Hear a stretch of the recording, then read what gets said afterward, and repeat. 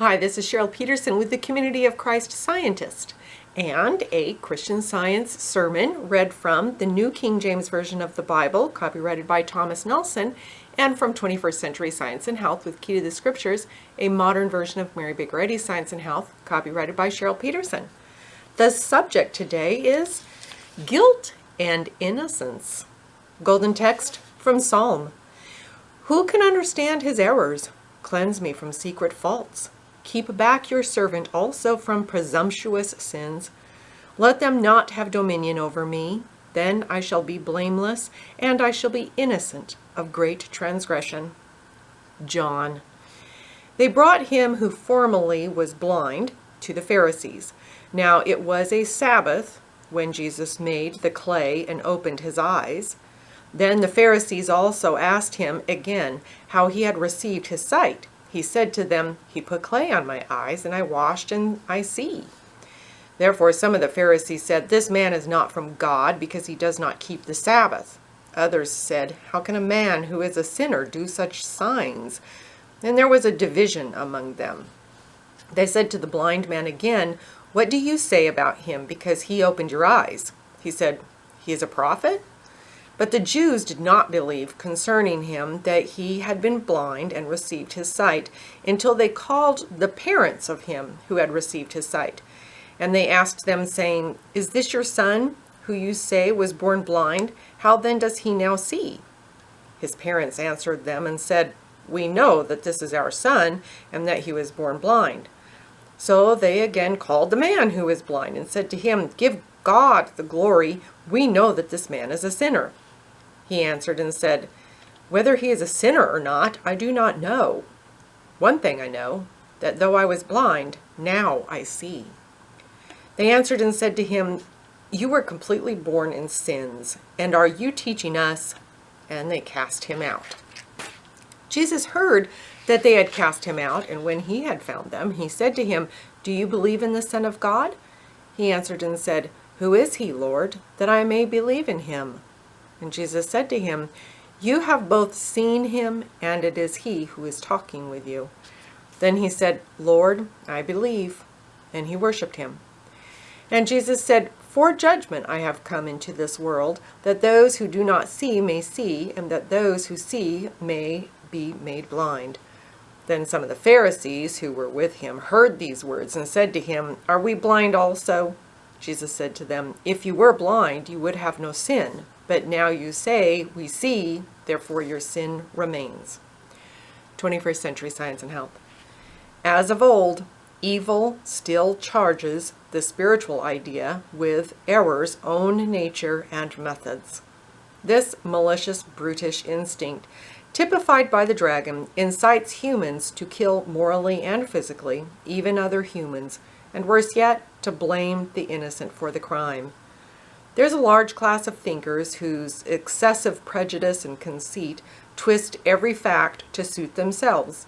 Their creed teaches belief in a mysterious supernatural God and a natural all-powerful devil. Another class, still more unfortunate, are so depraved that they appear to be innocent. They repeat empty talk while looking you placidly in the face, and they never fail to stab their benefactor in the back. A third class of thinkers build with steel beams. They are honest, generous, noble, and open to the approach and recognition of truth. Teaching Christian Science to this mindset is not a chore.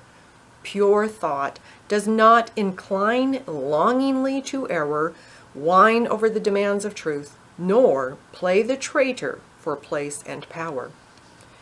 The beast and the false prophets are lust and hypocrisy. These wolves in sheep's clothing are detected and killed by Innocence, the Lamb of Love. Divine science shows how the Lamb slays the wolf. Innocence and truth overcome guilt and error. Mortal mind judges ever-changing evidence until science wipes it out with spiritual evidence. The hormones, blood, heart, lungs, brain, etc. can't do anything to life, God. Every function is controlled by the divine intelligence. The human mind has no power to kill or to cure, and it has no control over God's child. The divine mind that made us maintains us. The human mind is opposed to God and must be put off, as Paul declares in Ephesians.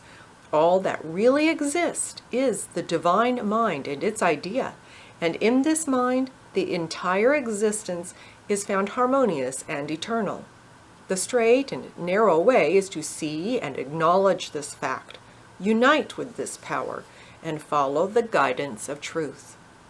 We have overwhelming proof that the human mind claims to control every organ of the mortal body.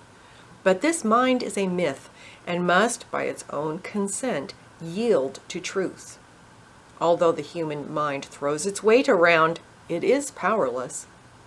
The immortal divine mind takes away all the human mind's assumed expertise and saves human mind from itself. I have endeavored to make the ideas in this book the medicine of mind and body, to give hope and healing to the needy, even if they don't know how the work is done. Truth has a healing effect, even when not fully understood. Rise in the conscious strength of the Spirit of truth to overthrow the petition of human mind, alias matter, lobbying against the supremacy of spirit. Exclude the images of mortal thought and its beliefs in sickness and sin. Then, when you are delivered to the judgment of truth, Christ, the judge, will say, "You are well." Instead of blind and calm resignation to the beginning or advanced stages of disease, confidently rebel against them. Evict the belief that you can possibly entertain a single intruding pain which cannot be ruled out by the might of mind, and in this way you can prevent the development of pain in the body. No law of God hinders this result. It is a mistake to suffer for anything but your own irresponsibility and narrow-minded thinking. Truth will destroy suffering, and real suffering for your own sins will cease in proportion as the sin ceases. Our statute is spiritual. Our government is divine. Will not the judge of all the earth do right?